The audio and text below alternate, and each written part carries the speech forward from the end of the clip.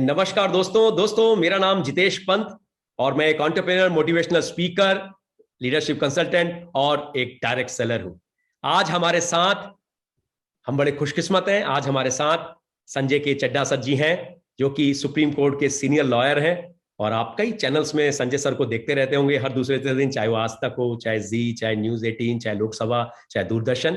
तो संजय सर आज हमारे पास किसी खास वजह से हैं और मैं शुरू में ही शुक्रिया अदा धन्यवाद करना चाहूंगा संजय सर का कि आज बड़ा कीमती समय उन्होंने अपने व्यस्त शेड्यूल से हमें दिया है। किस लिए है आप सभी जानते हैं कि हम जितने भी डायरेक्ट सेलर्स हैं, कुछ बहुत सी चीजें चर्चित हैं। और ये जो एक्ट हमारा आया है, भारत का राजपत्र, ये जो एक्ट, कंज्यूमर प्रोटेक्शन एक्ट जो हमारा आया है, रूल जो आए 2021 के, उसको लेकर यूट्यूब में, उसको लेकर मीडिया में डिफरेंट तरह की चीजें चर्चित है।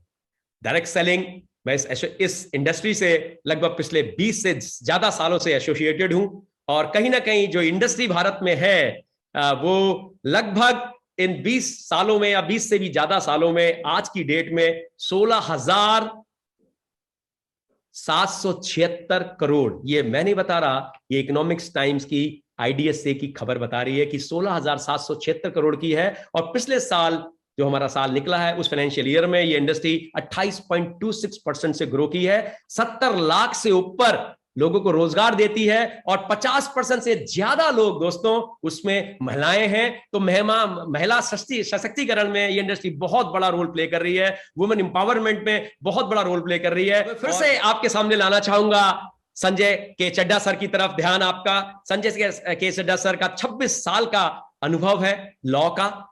BSK लीगल नाम की फर्म जो पूरे इंडिया में जिसकी ब्रांचेस हैं और दिल्ली में हेडक्वार्टर है, संजय सर उस फर्म के कर्ता धर्ता है।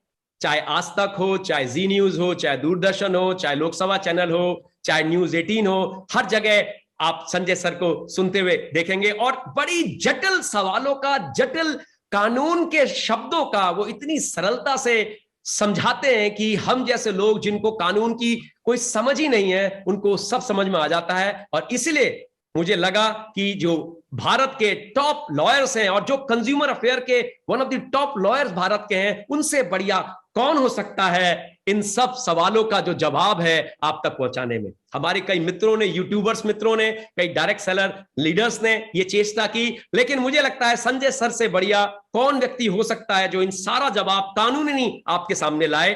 तो सर, मैं चाहूंगा कि आप इस चीज को, हमारे डिस्कशन को, मैं चाहूंगा कि आप हमारा मार्गदर्शन कीजिए। जो कानून आया है उसके बारे में बताइए। हमारे ज्यादा सवाल नहीं है, 3 ही मेजर सवाल हैं जो मैं इस इंटरव्यू में, इस डिस्कशन में आपके सामने लाऊंगा सर। जिसमें से सर सबसे पहला सवाल मैं चाहूंगा कि जो आपके लिए आ रहा है सर, वो है कि जो consumer protection direct selling rule जो हमारा आया है सर, इसको आप किस तरह से देखते हैं? क्या ये डायरेक्ट सेलिंग को मजबूती देता है सर? या क्योंकि बहुत से लोग पिछले 7 दिन में, क्योंकि 28 दिसंबर को सर ये नोटिफाई हुआ था, पिछले साल 2021 में, बस 7 दिन पहले नोटिफाई हुआ था, 8 दिन पहले नोटिफाई हुआ था। तो बहुत से लोगों ने यूट्यूब में चीजें डाली हैं, बहुत से लोगों ने मीडिया में पढ़ा है, और वो बड़ी असमंजस की स्थिति में है, क्योंकि कोई भी लॉयर्स या इस तरह का उनको चीज, अथॉरिटी नहीं दिख रही है कि वो किसकी बात माने और किसकी बात को ना माने। तो कंफ्यूजन की स्थिति है। सर, आप इस कानून को किस तरह से देखते हैं? Over to you sir. Thank you Jitesh. सबसे पहले तो बहुत बहुत आभार आपका, और आपने इतनी प्रशंसा मेरी करी, मैं तो मेरा दिल जो है वो गदगद हो गया। खैर, आज आपने एक बहुत अहम प्रश्न को उठाया है। Consumer protection direct selling rules 2021 में आए, 7-8 दिन पहले आए, और आपका पहला सवाल है कि इससे क्या होगा। देखिए, कोई भी कानून क्यों बनता है?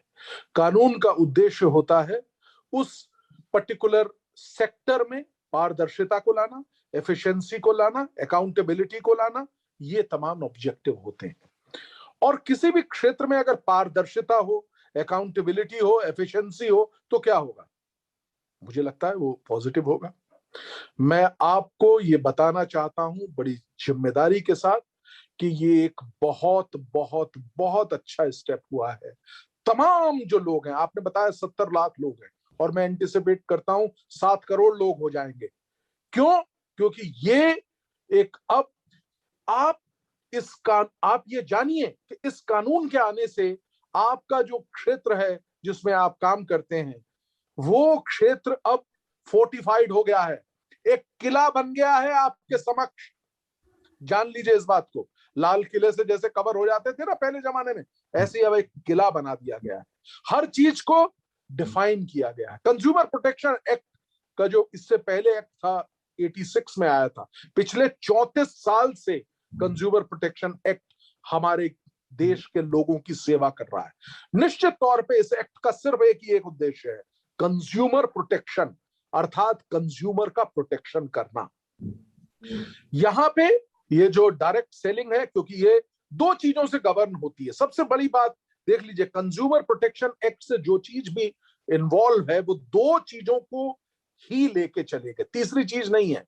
ये बहुत अहम है क्योंकि लोग कंफ्यूज हो रहे हैं तीसरी चीज से, मैं आऊंगा उसको। दो वो कौन कौन सी चीजें हैं जितेश? पहली चीज है गुड्स और दूसरी चीज है सर्विसेज। सिर्फ गुड्स और सर्विसेज में जो ये डायरेक्ट सेलिंग में लोग इन्वॉल्व हैं, सिर्फ और सिर्फ उनको ये गवर्न करता है। लोग जो कंफ्यूज हो रहे हैं, मैं उसको अभी बताता हूं वो क्यों हो रहे हैं कंफ्यूज। क्योंकि उनको लग रहा है कि ये फाइनेंशियल जो ट्रांजैक्शंस हैं, जहां पे आप रुपया जमा करते हैं और वहां से रिटर्न मिलता है, क्या वो भी इसमें कवर्ड है? मेरा जवाब है बिल्कुल नहीं। तो इसलिए मैं आपके माध्यम से, क्योंकि आपकी जो आपने इस वीडियो को बनाने के लिए आज सुबह ही मुझे फोन किया था और मैं सहर्ष राजी हुआ, क्योंकि मेरा एक उद्देश्य है जीवन में, स्प्रेडिंग लीगल अवेयरनेस। मैं चाहता हूं कि सब लोगों को पता हो क्या है कानून, और आपका ये जो आज का कार्यक्रम है ये सिर्फ और सिर्फ इसी उद्देश्य से है। मैं अपने आप से ये कहना चाहता हूं, आप भी सब लोग इस कानून का तहे दिल से स्वागत करिए। ये आपको मजबूती देने के लिए बनाया गया है। जितने भी लोग डायरेक्ट सेलिंग इंडस्ट्री में हैं, उनको मजबूती देने के लिए ही इसका एक ही उद्देश्य है। आप, मुझे लगता है कि इससे ज्यादा मैं क्या कहूं, बहुत बहुत बहुत आपको मजबूती देगा। कोई काम कम नहीं होगा, काम अब मल्टीप्लाई होगा, ये नोट कर लीजिए। और आप जब मुझसे आज से जब बाद में बात करिएगा, आप देखिएगा ये प्रत्यक्ष रूप से ये आपके समक्ष आएगा। 16,740 करोड़ आपने कहे, आप इसे ज्ञान मिला है मुझे अभी, 16,740 करोड़ रुपए का रेवेन्यू जो इंडस्ट्री ले रही है। मैं ऐसा सोचता हूं कि आपने बताया पिछले साल कोरोना में जब सारी इंडस्ट्री डूब रही थी, तब इसमें 28% की ग्रोथ रही है। यही ग्रोथ आगे भी रहेगी, ऐसा मेरा मानना है।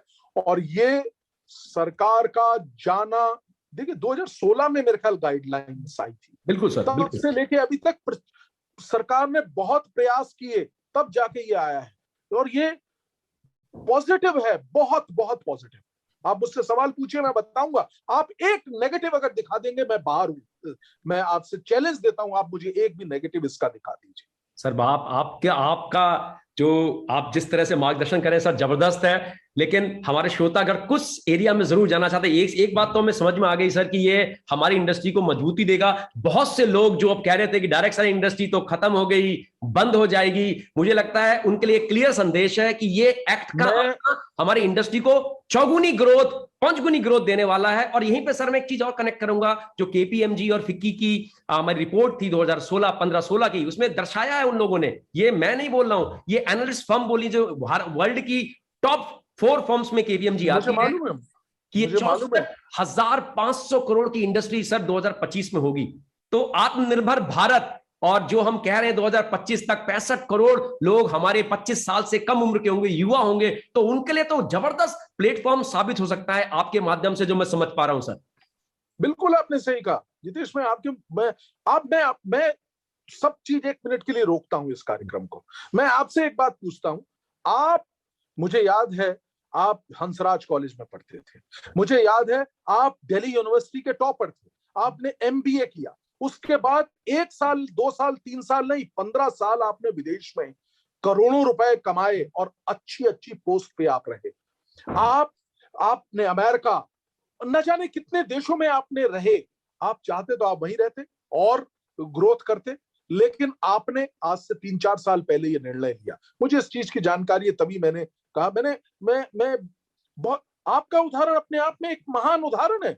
आप जैसे जो इतने ज्यादा विद्वान व्यक्ति जब इस क्षेत्र में आ रहे हैं, तो ये तो हर व्यक्ति के लिए खुला हुआ क्षेत्र है। मैं आपको बताना चाहता हूं, मैं आपका उदाहरण, मुझे माफ कीजिएगा, मुझे देना चाहिए था कि नहीं मुझे मालूम नहीं है, लेकिन ये एक साक्षात उदाहरण है सबके समक्ष। आप लोग, ये इंस्पिरेशन है आप, मैं जानता हूं, और इस बात को बड़े जिम्मेदारी से मैं कह रहा हूं। Thank you so much Sanjay sir, ये तो आपका बड़प्पन है। लेकिन हाँ, मैं दिल्ली यूनिवर्सिटी का पढ़ा हूँ और टॉपर भी रहा हूँ, और नेशनल इंस्टीट्यूट ऑफ टेक्नोलॉजी से मैंने एमसीए किया है, और कहीं ना कहीं 4 देशों में, इंग्लैंड, स्कॉटलैंड, जापान और अमेरिका में रह के काम किया है। तो अग्रिम कंपनियों में, दुनिया की टॉप नॉच 500 फॉर्च्यून कंपनी में काम किया है, और पिछले 4 साल से मैं एक डायरेक्ट सेलर हूँ पेशे से। देखिए मैं भी अपनी रिसर्च करके आता हूँ। बहुत बहुत धन्यवाद, बहुत बहुत धन्यवाद सर, ये मेरे को इंट्रोड्यूस करने के लिए बहुत बहुत धन्यवाद सर। लेकिन हमारा दूसरा सवाल बहुत महत्वपूर्ण सर, वो सवाल है कि पिरामिड स्कीम की जो डेफिनेशन यहां पे दी गई है, मैं आपको दिखाता हूं, मैंने इसको मार्क किया हुआ है। पिरामिड स्कीम पेज नंबर 10 पे सर पिरामिड स्कीम की डेफिनेशन उन्होंने दी हुई है। और अगर इस डेफिनेशन को अगर हम देखेंगे, और कहीं ना कहीं हमारे पास गाइडलाइन है, और गाइडलाइन जो 2016 की वहां पे देखेंगे, तो आप देखेंगे कि पेज नंबर 2 पे डेफिनेशन 11 में गाइडलाइन, और उसके बाद सर ये क्लॉज पूरे समझा रखे हैं। अगर मैं दिखाऊं आपको तो पूरे के पूरे क्लॉज समझा रखे हैं। अब एक अलग ही तरह का कंफ्यूजन क्रिएट हो गया है, क्योंकि एक्ट में उस चीज का छोटा सा पार्ट डाला है, और लोग को लगा कि अब पिरामिड स्कीम वाली चीजें नहीं हो पाएंगी, और सारी डायरेक्ट सेलिंग पिरामिड स्कीम है। तो आप इसको कैसे जोड़ के बताते हैं कि ये 2016 की गाइडलाइन में जो लिखा है और जो एक्ट में लिखा है, क्या हम इसको जोड़ के एक चीज को समझें? मैं आपके माध्यम से जानना चाहता हूं कि प्लीज इसको थोड़ा क्लैरिफाई कीजिए। ये पिरामिड स्कीम सबका खोपड़ी घुमाए हुए है सर, तो आपके माध्यम से क्लैरिटी मिलेगी। लोग बिल्कुल मुझे समझ नहीं आता ये कंफ्यूजन क्यों हो रहा है। देखिए, क्या वो जो गाइडलाइन 2016 की थी, क्या उनको निरस्त कर दिया गया है? जवाब है नहीं, वो एग्जिस्ट कर रही है, वो गाइडलाइंस हैं। जब ये कानून, वो कानून है, और वही गाइडलाइन को आगे बढ़ाया गया है। वो जो आपके शब्दों में अगर कहूं कि जोड़ के पढ़ा जा सकता है, तो जवाब मेरा है हाँ, बिल्कुल पढ़ा जा सकता है। कहां पे कंफ्यूजन है, मुझे यही समझ नहीं आ रहा। जो स्थिति थी वो स्थिति ही रहेगी। और ऐसे व्यक्ति जिन्होंने ये बात कही है कि अब ये स्कीम्स बंद हो जाएंगी, ऐसे व्यक्ति जिन्होंने ये कहा है कि अब ये जो कंपनियां हैं भारत में जो कि 16-17 हजार करोड़ रुपए कमाती थी, अब इनका भविष्य शून्य है, मुझे लगता है या तो उनको लॉ का ज्ञान नहीं है, या फिर उन्होंने बिल्कुल तैयारी नहीं की और वो बड़े गलत बयानी कर रहे हैं। ऐसा बिल्कुल नहीं है जितेश जी। ये एक कानून सरकार द्वारा पास किया गया कानून है, जो आपको परिपक्वता देता है, मल्टी लेयर्ड नेटवर्किंग की बात करता है, बड़े स्पष्ट शब्दों में, बहुत स्पष्ट तरीके से कहा है। बिल्कुल ये घबराने की बात है कुछ लोगों के लिए, वो भी मैं बताता हूं। ऐसे लोग जो कस्टमर्स की केयर नहीं करते, ऐसे लोग जो अपने एम्प्लॉइज, ऐसे लोग का मतलब ऐसी कंपनियां जो अपने एम्प्लॉइज की कोई कद्र नहीं करते, उनके साथ धोखाधड़ी करके पैसा कमाने का प्रयास करते हैं, ऐसे कंपनियां जो कि सही सेवाएं या गुड्स नहीं देते, उनके लिए ये गलत है। और आपको 90 दिन का समय दिया गया है, किसी की अगर कहीं पे भी कोई कमी है उसको भर लीजिए, अन्यथा अब ऐसे व्यक्तियों के लिए या ऐसी कंपनियों के लिए ये जरूर एक तमाचा है। और बाकी तो जो लोग इस क्षेत्र में काम कर रहे हैं, जो सेवाएं दे रहे हैं, जो अच्छा सामान बेच रहे हैं, जिनके सामान की बहुत मांग है, उनके लिए तो ये पॉजिटिव पॉजिटिव पॉजिटिव, कहीं पे नेगेटिव है ही नहीं। Thank you so much sir, आपने बड़ी ही सरल, मैंने बताया ना श्रोताओं, मैं कह रहा था ना कि संजय सर बात को इतनी सरलता से समझाएंगे कि हम में से सबको ये बात समझ में आएगी। मुझे लगता है आपको क्लियर हो गया होगा कि 2016 की गाइडलाइन और कानून जो हमारा आया है ये 28 दिसंबर को, इनको जोड़ के देखने की जरूरत है। और अगर कोई चीज दो एक्ट में कह दी गई है और गाइडलाइन में नहीं है, तो एक्ट मान्य होगा और गाइडलाइन की बात को नहीं माना जाएगा। लेकिन गाइडलाइन में है और एक्ट में नहीं है तो गाइडलाइन मान्य होगी। सर मैं इसको ऐसे ही समझूं सर, दोनों को जोड़ के देखा जाए। आप कह रहे हैं, देखिए एक्ट नहीं है, रूल है। कंज्यूमर प्रोटेक्शन एक्ट 2019 का है, जो कि अगस्त 2019 में आया था। और मुझे अभी भी याद है 20 जुलाई 2020 को उसको लागू किया गया था। और मुझे एक चीज और याद है, मैंने एक 20 जुलाई 2020 को ही एक वीडियो भी बनाया था जो इसी विषय पे था कि कैसे कंज्यूमर प्रोटेक्शन एक्ट के विषय में। तो हमने तो बहुत काम किया है कंज्यूमर प्रोटेक्शन एक्ट में। हम बहुत जिम्मेदारी से आपसे बात शेयर कर रहे हैं कि ये एक बहुत बहुत पॉजिटिव स्टेप है, not only towards the consumers of this country but also towards the companies who are into the business of direct selling, people who are involved, all those 70 lakh people who are involved in this business, direct selling business, they should celebrate, I must say. And I'm saying it मतलब नया साल all the pride, I'm saying so. तो नया साल हमारे लिए जोश लेके आया। 2022 डायरेक्ट सेलिंग के लिए एक अलग ही तरह की चीज लेके आया है, जिसकी चीजें, क्योंकि सर बहुत सी यूनिवर्सिटीज में ऐसा डिप्लोमा कोर्स भी पढ़ाने लग गए हैं सर इसको, और बहुत जगह कोर्सेज में डायरेक्ट सेलिंग नेटवर्क। उसका कारण है जितेश जी, उसका कारण क्या है? उसका कारण है कि ये एक भविष्य जिसे कहते हैं सनराइज इंडस्ट्री है ये, यानी कि ये उदय हो रही है। और एक और बात मैं आपके माध्यम से कहना चाहता हूं, ये वो इंडस्ट्री है जिसे टेक्निकल टर्म में अगर हम कहें टेक ऑफ स्टेज पे है अभी ये इंडस्ट्री। आप इसका मतलब समझे, यानी कि अभी तो विमान उड़ने की स्थिति में है, टेक ऑफ कर रहा है। आगे तो भविष्य बहुत बहुत उज्जवल है, और इस तरह के कानूनों के आने से सुदृढ़ता मिलेगी इस इंडस्ट्री को, मैं आपके माध्यम से कह रहा हूं। बिल्कुल सही सर। मैं ट्विटर के दो चीज का जिक्र करूंगा। एक 14 अक्टूबर 2021 का हमारे फाइनेंस मिनिस्टर जी का ट्वीट किया हुआ है कि इस इंडस्ट्री के बारे में अमेरिका में वो ग्लोबल सीए, एक डायरेक्ट सेलिंग इंडस्ट्री के ग्लोबल सीईओ से मुलाकात की है, और उन्होंने अपने ट्विटर हैंडल में इसको डाला डायरेक्ट सेलिंग को। उसके बाद सर 21 दिसंबर 2021 में अमिताभ कांत जी ने ट्वीट किया उसी चीज पे। तो ये चीज दर्शा रही है कि देश इसको बड़ा पॉजिटिव देख रहा है, गवर्नमेंट इसको बड़ा पॉजिटिव देख रहा है। इतने बड़े बड़े लोग के ट्वीट्स हैं, तो कहीं ना कहीं तो आगे जाने वाली चीज है। और इसमें कई लोग के सर डायरेक्ट सेलिंग को, क्योंकि मैं डायरेक्ट सेलिंग को पिछले 20 साल से देख रहा हूं, तो कुछ लोग कहते हैं सर 2 लाख का जो प्लान होता है या 3 लाख का प्लान होता है वो पिरामिड स्कीम होती है। तो उनके लिए सर मैं कहना चाहता हूं इस मंच से कि इस कानून में डायरेक्ट सेलिंग मॉडल का सर बिल्कुल जिक्र किया गया। अगर आप देखेंगे सर एप्लीकेशन में साफ लिखा है सर कि all model of direct selling, कहीं 2 लाख 3 लाख 5 लाख जनरेशन प्लान की बात नहीं की है। बस सारी ही चीजें मान्य है अगर वो इसको फॉलो करती हैं। लेगो का कोई लेना देना ही नहीं है इन चीजों से। ये भी हमारी भ्रांति है जो लोगों के है, क्योंकि इस कहते हैं क्षेत्र में अलग अलग तरह के लोग जिनको कानून की इतनी समझ नहीं है, वो अपने हिसाब से ही कुछ ना कुछ कह देते हैं और एक कंफ्यूजन की स्थिति पैदा हो जाती है। बहुत बहुत धन्यवाद। अब आखिरी सवाल मेरा सर वो आपसे है, और इसके साथ वो सवाल है सर कि जीएसटी, एक सवाल आता है जहां पे लिखा है, मेंशन किया है कि कुछ लोग यूट्यूबर्स या कुछ लोगों ने जिक्र किया कि जीएसटी अब सबको लेना पड़ेगा। जहां तक मैं जानता हूं, क्योंकि मैं भी डायरेक्ट सेलिंग से एसोसिएटेड हूं, 20 लाख से ऊपर का जब हमारा इंसेंटिव कमीशन बनता है तो हम जीएसटी लेते हैं। मेरे पास अपना जीएसटी का नंबर है, लेकिन वो क्योंकि मैं 20 लाख से ऊपर साल का सालाना अर्न करता हूं, इसलिए मेरे पास जीएसटी का नंबर है। तो क्या सर ये ऐसा ही रहेगा थ्रेशोल्ड, या जो लोग कह रहे हैं कि अब सबको लेना पड़ेगा, प्लीज इसमें थोड़ा सा प्रकाश डालिए सर। देखिए, फिर वही कंफ्यूजन क्यों पैदा किया जा रहा है? कोई भी व्यक्ति, ये हर व्यक्ति जानता है जीएसटी का एक टर्नओवर पे बेस्ड करती है जीएसटी। थ्रेशोल्ड दिया गया, कानून का प्रोविजन है। इस नियम से कोई जीएसटी थोड़ी बदल जाएगा। जीएसटी का तो कानून यही है कि एक पर्टिकुलर थ्रेशोल्ड है, उस थ्रेशोल्ड को अगर आप मीट आउट करते हैं तो आपको जीएसटी लेना पड़ता है। मेरा सवाल का जवाब सिर्फ इतना ही है, अर्थात मुझे वो अमाउंट नहीं मालूम है, अगर वो 20 लाख है तो 20 लाख। अगर मैं आपके माध्यम से पुनः बताता हूं बड़े स्पष्ट शब्दों में, जीएसटी तभी लेना पड़ेगा जब आप उस थ्रेशहोल्ड को, अर्थात उस बिंदु को, अपनी आय के उस बिंदु को तक पहुंच जाएंगे। उसके बाद, अरे भाई, इसका एक और उदाहरण देने का प्रयास करता हूं।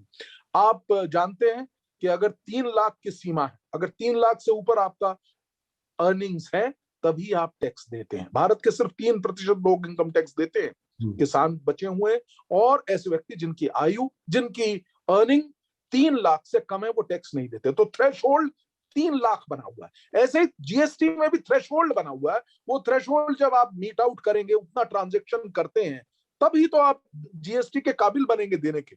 ये तो, इसमें इस कानून का कोई लेना देना नहीं है। इसमें सिर्फ और सिर्फ जीएसटी कानून जो है उसको जानने की आवश्यकता है, और वो बड़ा स्पष्ट है, जबकि मैं जीएसटी का इतना बड़ा कोई ज्ञाता नहीं हूं, लेकिन ये तो संभवतः सभी व्यक्ति जानते हैं।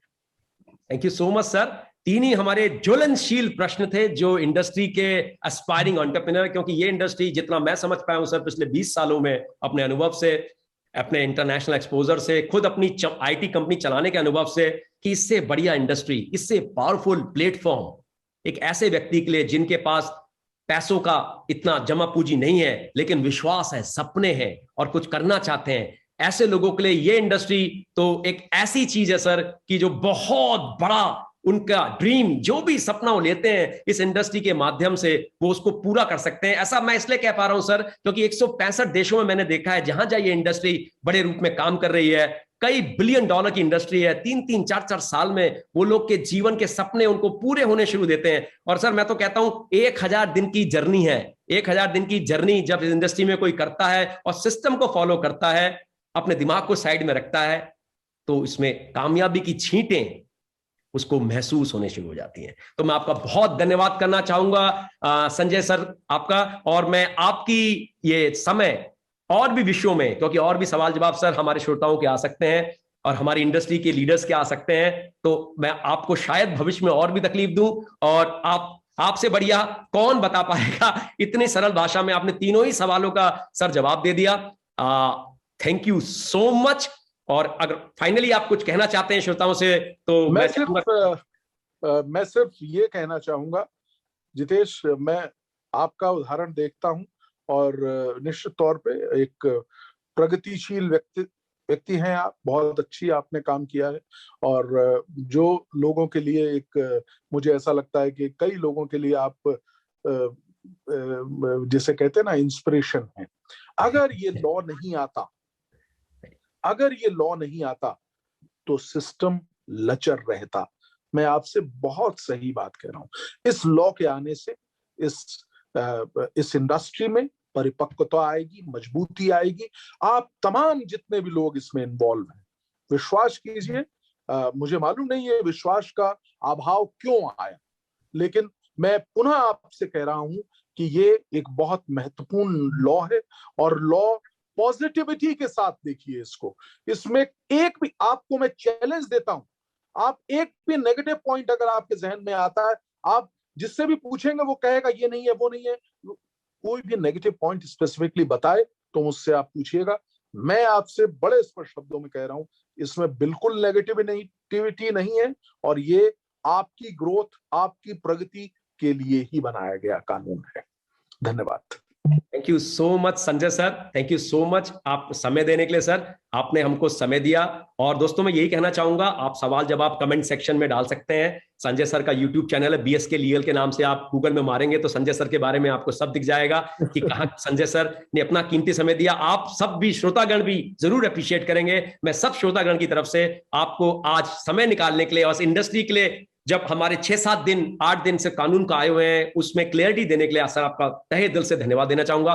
Once again from core of my heart, thank you so much. Thank you so much sir. Thank you Jitesh, thank you, and all the best to you and everybody who is involved in this business. Thank you so much. Thank you.